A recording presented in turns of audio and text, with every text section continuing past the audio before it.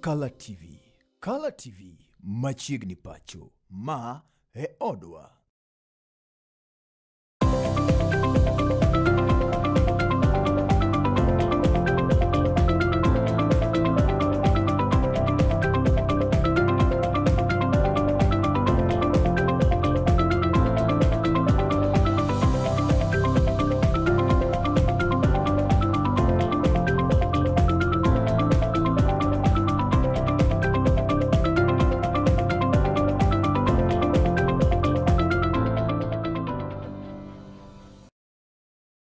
Nasingo janeno mar Color TV ni ka umolo sade kabiro bedo kadwo kai kod weche manyien mago maga ng'end weche ma kinde ma wayude weche maket koda magi bedo koda nyaka giko nyinga Nellie Achieng ndine jaloko mara Bella Achieng. Wachako kanyo gi wach mane wamiyo pek odiochieng' makawuono kama bende wayudo kanyo ni jatend duond bura mano mar Wiper Kalonzo Musyoka sento koro chayo piny owacho moloyo to migawo no mano ma bende ochung' ne arita kwe ma pacho kae ma wacho ni okosebedo kachiwo arita makare ne oganda jo Kenya e thur kae. Kalonzo Musyoka wacho ni oganda jo Kenya osebed ka imonjo koni kod kocha ka bende monj maket koda magi kinde moko wuok kuom obila mago ma bende owinjore ochiw arita ne oganda. Hatuwezi sisi tukavumilia kwa niaba ya wananchi wa Kenya ati mpaka mkuu wa polisi ataamua ni lini atakutana na viongozi ambao ni viongozi ambao wako wanaheshimika na Kenya nzima. Sisi tunazungumza kwa niaba ya Wakenya wote. Kwa hivyo hiyo ndio ambayo tumeamua na tunarudi hapa Friday. To bende kapod warango mana weche makamago wayudo kanyo ni kwetha ma bende obalo kod piny owacho mano United Opposition oseo mokalo ogai mano mar obila Douglas Kanja mano ma bende ne gidhi mar mondo mi gipedh weche moko e nyime kaluwore kod ng'ur ma bende gintiere godo kaka jokanyo no.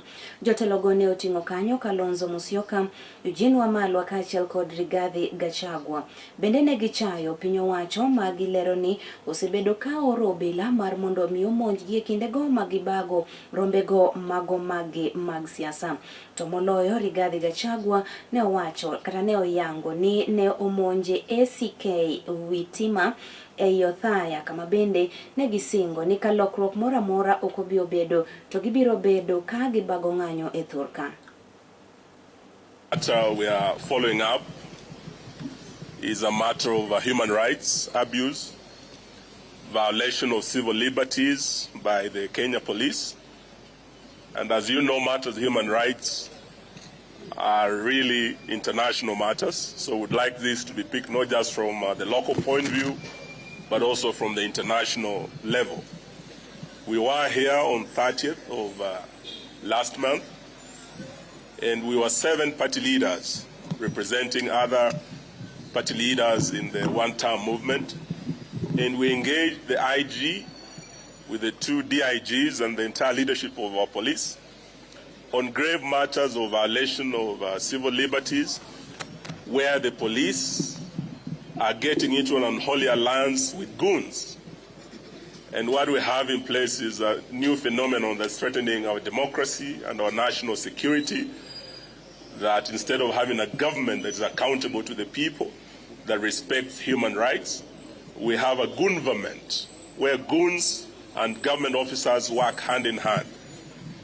There were incidences where there were clear violation of human rights, particularly targeting His Excellency Rigathi Gachagua, the second deputy president, and we had over 22 different incidences where the police and goons had attacked him and attacked all of us who were with him in various locations across the country. And the IG undertook that by today, the 16th, when we return here, he'll have a full report on action taken and remedial measures put in place to address these serious concerns that the entire leadership of the opposition had raised. We are here today, and the IG is not here. Not even DIG Langat is here. Not even DIG Masengeli is here. They have all taken off. We believe this is because of orders from above, where they have been told not to engage us, But this is an issue of accountability, so we are not going to relent. We have said we'll be back here again on Friday, and when we come, we expect none other than IG Kanja himself to be here. Korka kore moluori Rigathi Gachagua seche ma bende ne ogolo pache seche mane gilimo apisi mar Douglas Kanja ne owacho ni entiere koda neno mano ma oromo mano mar nyiso obila ma bende ne otimo monje e kinde mane gibago romo no mano mar siasa. Bende ne ochayo Douglas Kanja kuom ne kawo okang' mano mar rem chopo e romo mano ma bende ne gibago odiochieng' ma kawuono. As you have been told, we are here to see the AG. He is the one who gave the appointment, and shortly before we arrived, he took off to avoid this meeting and purported to delegate a junior officer to talk to us, and we have declined. The magnitude of this matter, the attack on the places of worship, is an act of terror. We cannot discuss with any other officer other than the AG himself, because he bears the greatest responsibility over security in our country.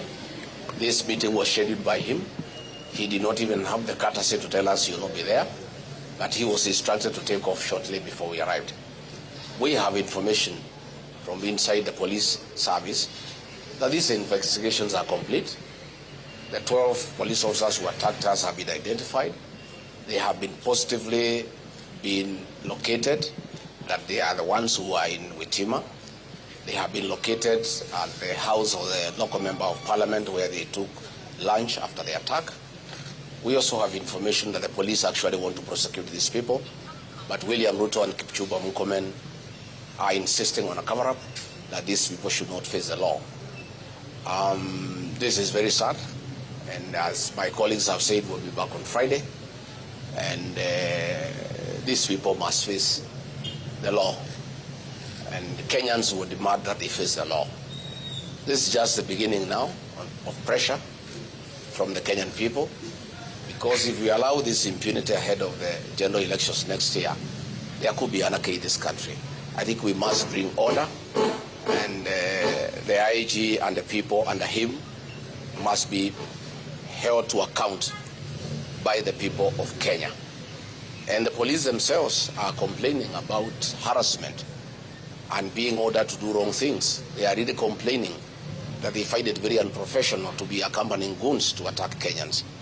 They find it very unprofessional that they are being forced to attack civilians in meetings when they have not been provoked, as happened yesterday in Kenya. Kawarango weche mago mamoko mopogre kod mano wayudo kanyo ni mikai mokwongo Mama Rachel Ruto ne olero ni piny Kenya osebedo ka siro mine kaachiel kod puonjo nyithindo go mago manyiri e pacho kae. Ne otwaki romo mano mar pradek ma bende okelo kanyo kanyakla mikai mokwongo mago ma bende wuok e pinjego mago mag Afrika mangima karo makama ne obagi e piny Ethiopia kocha. Oyango ni piny Kenya osekonyo mine kaachiel kod nyithindo go mago manyiri kod omenda mago mag hola ka bende omenda makamagi nyithindo manyiri kaachiel kod wakeinigo osebedo ka siro godo ngimagi ka okalo kuom yorego mago mag jiwo kata timo ohelni mopogore opogore. In Kenya, we are clear. Investing in women and girls is not an expense. It is the smartest investment a nation can make. Protect a girl and you stabilize a family. Educate a girl and you strengthen an economy. Empower a woman and you create a legacy. Last year, the Joyful Women organization which I founded celebrated 16 years of impact, making a remarkable journey of empowering women across Kenya. More than 250,000 women organized in over 17,000 table banking groups have mobilized over $30 million in savings. Consistent small contributions have grown into businesses, paid school fees, and ensured financial independence. Women who once had no access to credit now stand as entrepreneurs and community leaders. Weche mamoko matimore pacho kae wayudo kanyo ni spika mano mar od bura mamalo Moses Wetangula olero ni omenda mano mar NGCDF owinjore oriti makare kendo tigodo e yono mano makare. Ne owacho ni owinjore orite nikech en omenda mano mabende kelo kony mopogore opogore ne oganda jo Kenya e pacho kae. Ne uloso e sikunda sekondar mano mapate kama bende ne en e wendo modhial e sach nyasi mane obagi mano mar chiwo sir e wechego mago mag somo ka okalo kuom omenda mano mar NGCDF. Naona hii shule imejengwa na CDF na Mama Roida, hii ndio huwa nawaambia bunge lazima tu protect NGCDF, na tunaunga mkono uamuzi wa koti ya upeo kwa kusema ya kwamba CDF is not in competition with the national government or with county governments. It is protected money from the national government kusaidia mashinani. Na mimi kama spika wenu nitaendelea kuwaunga mkono kwa sababu bila CDF mungengojea mpaka mtu mmoja kule Nairobi afikirie ndiye akuja ajenge jengo kama hili. Lakini CDF tukiweka, tunaajia mama kama mbunge wenu na nyinyi wenyewe kuamua ni nini mnataka kujenga. Kuhakikisha CDF uchumi ikikua, CDF pia inapanda, ili tuje tutengeneze classrooms kama haya. Nimekusikia mambo ya pesa ya kusaidia wakubwa wa elimu, ili kusaidia kukagua mambo ya elimu. Katika budget uje unione, tukupangie Lamu itengewe vizuri kuliko zile area zingine, ili watu wenu waweze kufanya kazi. Na siku ile utaleta wasichana kwa bunge, watakuja katika ofisi ya spika, tupige picha nao, alafu waone vile wewe unachapa kazi Kopogre kod mago mag somo wayudo kanyo ni piny owacho mamalo ichayo ni gisebedo ka ginyayo mibadhi kaachiel kod wechego mago mag njore e pacho kae kuom chenro mago mopogore opogore magitiso ni gin mago mag dongruok, kata kamano ok gin mano mabende idendo ni ghost project e kind mago mamoko. Magine owachi kod jatelo mano mar duond bura mar United Green Movement mano Chief Justice kata CJ David Maraga bende ne oseyo kata ne ochayo monjo mabende ne omonj godo Senator kata romo mane obagi kod Senator ma Nairobi Edwin Sifuna mabende ne gitiso ni Linda Mwananchi. Mano bagie gwengego ma Kitengela. Ne ojiwo rowere mar mondo mi otem okaw ombulu kendo gi ikre ne yiero maduong' ma ibiro bagi e pacho kae higa mano manyien. The message we are getting from the counties we have been to is that Kenyans want change. Kenyans want change. And I want to urge those who have not registered. If you have not registered, you will not participate in the elections and your voice will not be heard. The change you desire will not come unless you register. And this is a civic responsibility for all of us. Kwa hivyo yetu ni kwenda around na kuhamasisha vijana zaidi watoke na wajiandikishe kama wapiga kura. There is one great concern that we have noted. At the moment, ID registration and voter registration is at the constituency level. ID registration is in some government offices. These are very far from where the people live. We have been to quite a number of parts of the counties we have been to, where people have told us that for them to be able to register, they need between 1,000 and 1,500, if not 2,000, to travel to the registration centers and to come. The people who are being asked to travel are people who are extremely poor. Some of them are young people who are unemployed. And that actually, for me, explains why we have very, very low registration, especially of the young people. How do you expect them to travel to the registration centers? My appeal is to IEBC and the registrar of persons to get to where the people are. And it's not difficult. It's a question of announcing that they are going to such a market center. This week, they go there and register, move from one place to the other. Government services are supposed to be taken to the people. It is not the people who should spend the little they have to go and seek government services. Kawarango weche mago mamoko wayudo kanyo ni kar thieth mano ma Jaramogi Odinga Teaching and Referral Hospital ne orwako kanyo lakteche mago mabende baro obwongo kata neurosurgeons mago mabende wuok e piny Amerika mantiere bwo chenro ma odendi kata ma otisi ni Neurosurgeon Initiative, kendo gibiro bedo ka gitiyo e od thiethno kuom ndalo 3 duto te.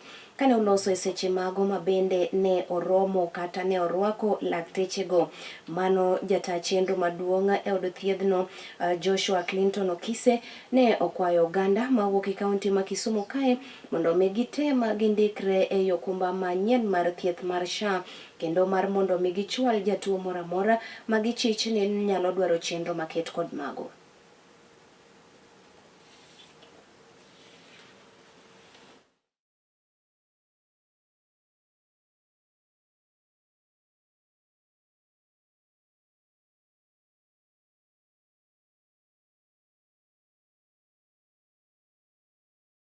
This evening, we are really honored and privileged to welcome a team that's come all the way from the United States, a team of neurosurgeons who have come as part of the Kisumu Neurosurgery Initiative.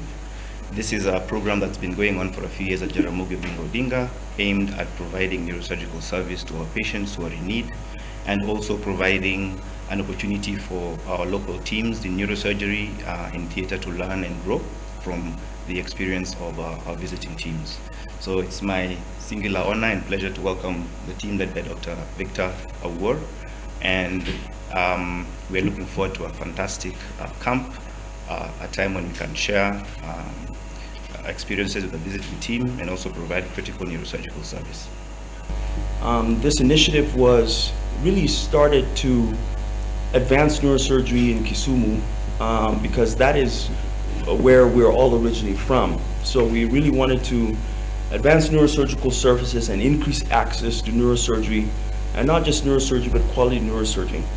So that's how the initiative started back in 2017, and in 2018 we did our first trip to Kisumu and did 30-something surgeries at the time, with the goal of different teams rotating, and also the mindset of increasing neurosurgery access by not only training neurosurgeons, but also trying to get some neurosurgeons based in Kisumu.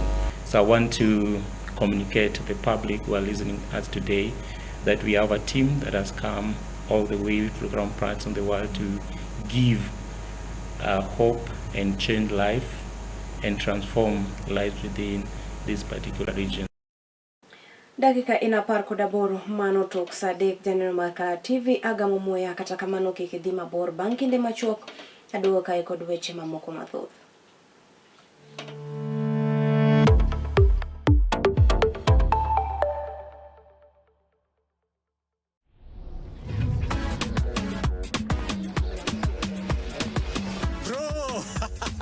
Nasikia kuna game ilikuchoma last week eh?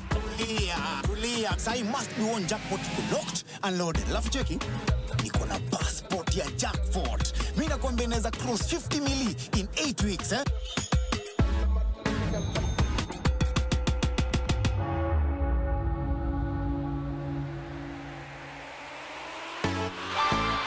Iko hitu nifungulie njia 50 mili.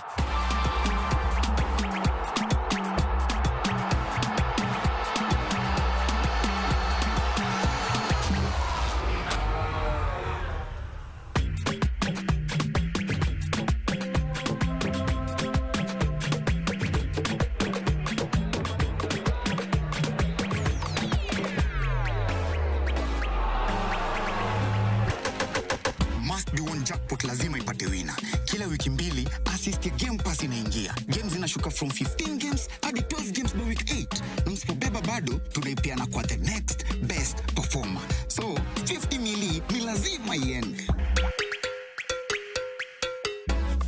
Show. Phone yako inaweza kuwa passport ya kushika 50 mili kwa must be one jackpot. Na sasa tumefika final up mtu wangu. Hii ni yetu. Get ready to elevate your business and any other commercials when you advertise with us. We are not just a channel. We are your gateway to the peak, for we give you the precision and desire to your commercials. Let us be your partner in success, broadcasting your message to thousands of our viewers. Contact Color TV today and let's make the magic together. It's enough to make a grown man cry, but not this man. Get back in there, Tia. Tok yudo thuolo mar ng'eyo mathoth kowuok kuom jopuonjewa e sikunde ka iduogo pacho, warwaki kod chenro mamit molosi mana ne in iwuon mar kweyo pachi kaka nyathi. Chenro mar bang' sikul chakore saa 10:30 mamidhiambo nyaka saa 11 mamidhiambo, kama iyude sigana, wende manyasani kaachiel kod machon, kaachiel kod miel motimo cathedral ma bende mori kaka nyathi. Bang' skul, chenro manigi mor lilo ne nyithindo duto. Color TV, machiegni pacho ma e odwa.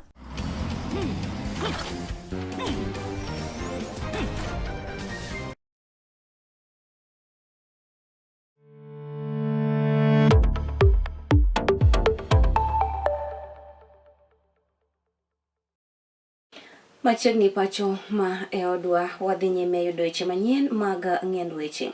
Wayudo kanyo ni jopur mago mabende wuok e alwora mano ma Nyanza ijiwo mar mondo mi gitem gi mak motegno pur mano mar pamba motelo ne yepo ayanga mano mar kambi moro mabende biro bedo ka loso lewni ma idendo ni textile industry ma bende nyaka gie sani yangore ni gedo mare ma osebed ka itimo e kar tiegruok mano ma Kisumu Polytechnic osechopo atamalo 90 duto te.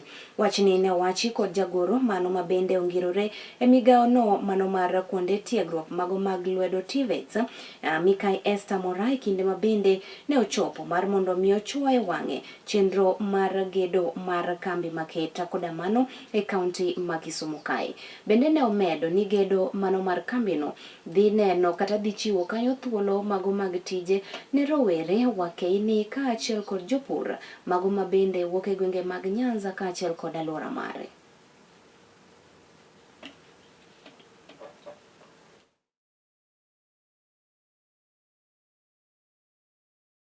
So we are here to just check what is happening, and we are happy that all the equipment is in place now. The construction is 98% complete, even for the industry, where we are going to have cotton delivered to us, and we are going to process it all the way to garment making here in this institution.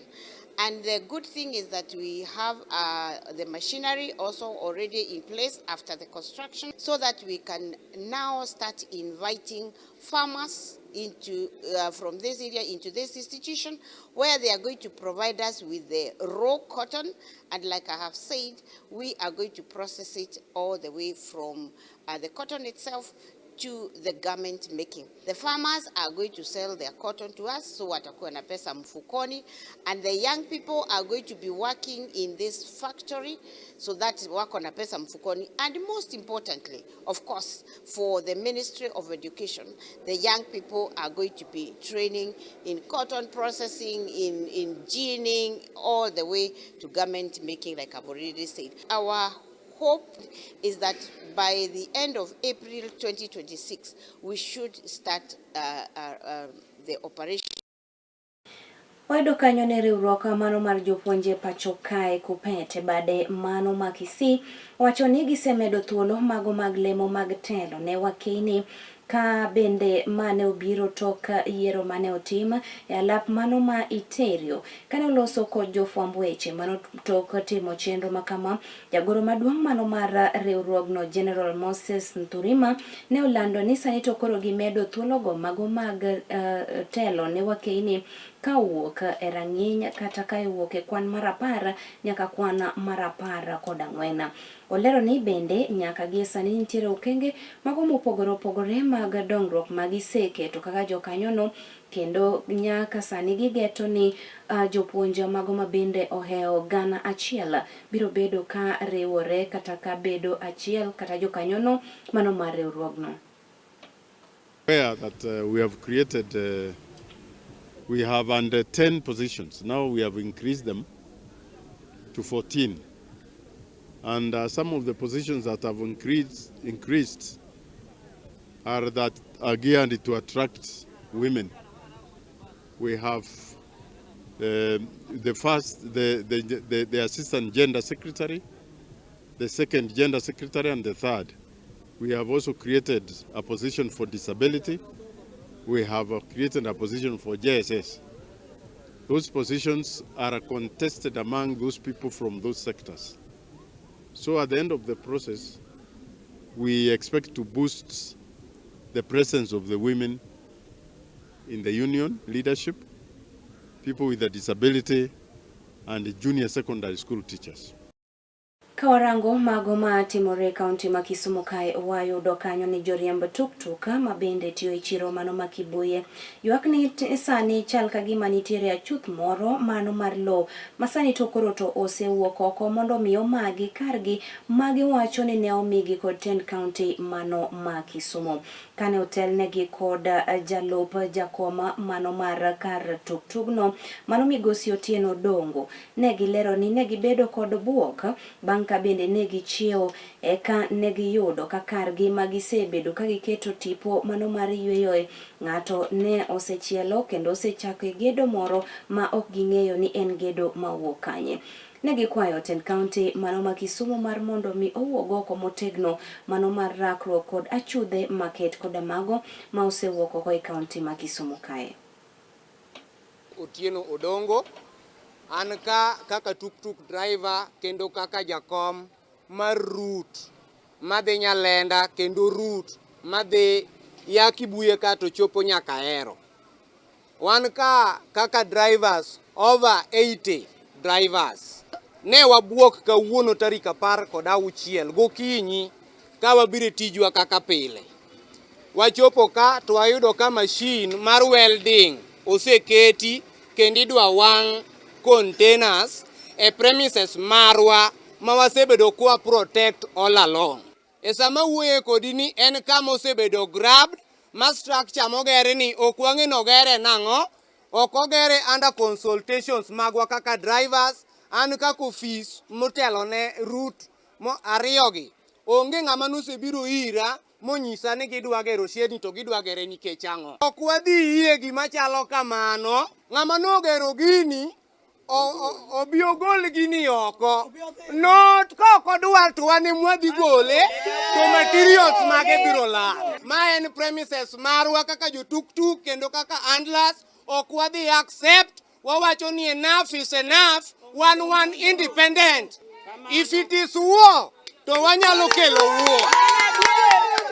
Wan waonge kod ywaruok, to kodwaro kwe to oyie mondo wabed kod kwe.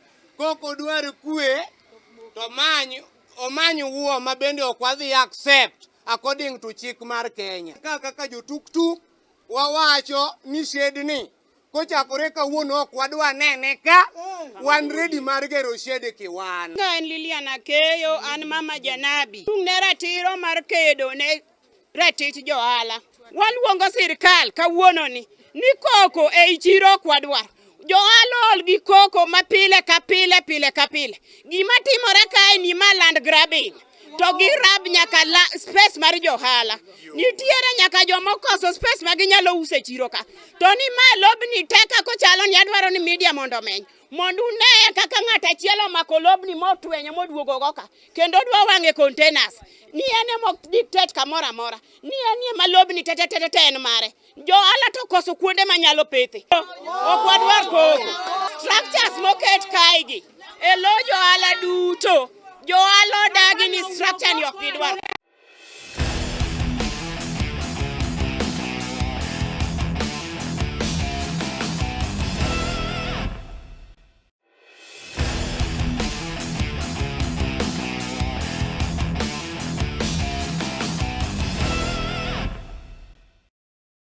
To bende joherago mag weche mag tuke nokwawe oko ka bende rwakini machiegni emesawa mano mar kawo wechego mag tuke. Oyudo kanyo ni piny owacho mano mamalo kawo mako rekod Tend County mano ma Kiambu oseya wayanga gedo mano mar alap tuke mano mathika kama gedo no iwacho ni biro bedo kamuonyo omenda mabende romo milion 850 kendo alabno kata alap tuke no biro tingo ganda maromo 10,000. Chenro makamae ne oyore kod jatend migao ma ochung' ne jolweny Soipantuya ka achiel kod mano mar wechego mago mag tuke Salim Mvuria atimo mos ka achiel kod jotelo mamoko.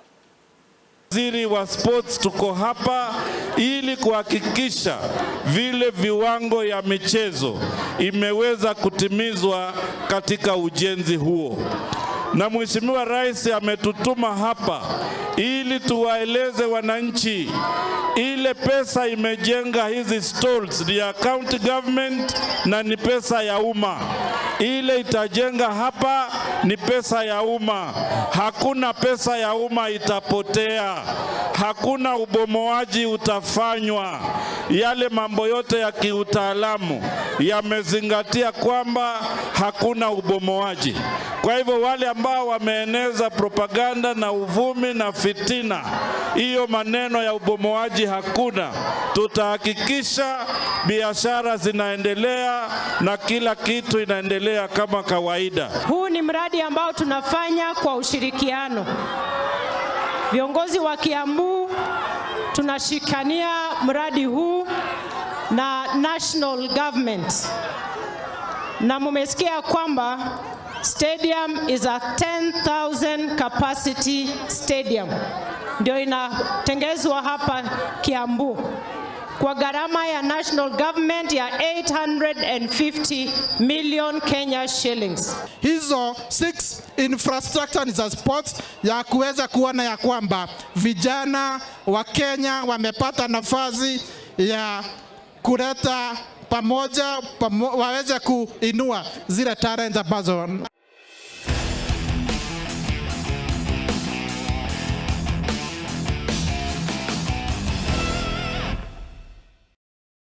Gikanyo bende madikela giko mano mar mi weche manyien mago mag ng'end weche. Erokamano kuom kawo thuolo mari kendo rango weche maket kod magi. Ibedo kod otieno majaber nyinga Nellie Achieng ndhine jaloko mara Bella Achieng.